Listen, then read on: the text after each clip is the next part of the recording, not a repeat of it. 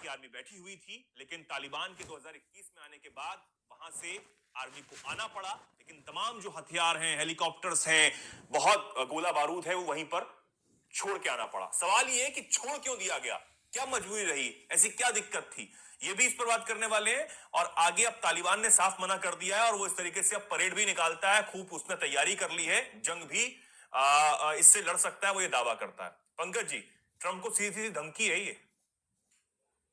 धमकी नहीं, देखिए आसान शब्दों में समझाता हूं कि हुआ क्या।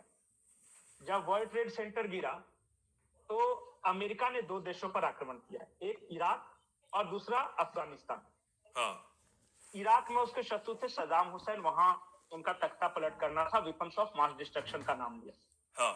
और जो दूसरा देश था उस पे उस वक्त तालिबान का कब्जा था और और इन्होंने ज्यादातर एरियल अटैक किए और उसके लिए पाकिस्तान और सऊदी इन सब देशों के नेवल बेस का उपयोग, जो एयरफोर्स बेस का उपयोग किया और वहां पे सिर्फ ऊपर से बम बरसाते रहे। जमीन पे इनकी एक पॉलिसी थी, no foot on the land of Afghanistan, मतलब एक भी सोल्जर का फुट नहीं पड़ेगा वहां पे।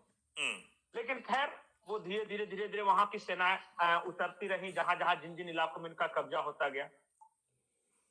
अब इतने लंबा युद्ध लड़ने के बाद, तकरीबन 20 साल अफगानिस्तान में लड़ने के बाद, अमेरिका को यह लगा कि ये यूजलेस वार है। हमने रशिया को हटाने के लिए मुजाहिदीन तैयार किए, फिर उन मुजाहिदीन को हटाने के लिए अपनी फौज लगाई, अपने पैसे लगाए, पाकिस्तान को पैसे देने पड़ रहे हैं। तो जब बाइडेन प्रशासन आया उन्हें, तो उसने कहा कि पाकिस्तान तो हमें बेवकूफ बना रहा है, हमसे पैसे ले रहा है इस वॉर के नाम पे। तो उन्हें कहा कि नहीं, इस वॉर से हम विड्रॉ कर जाएंगे।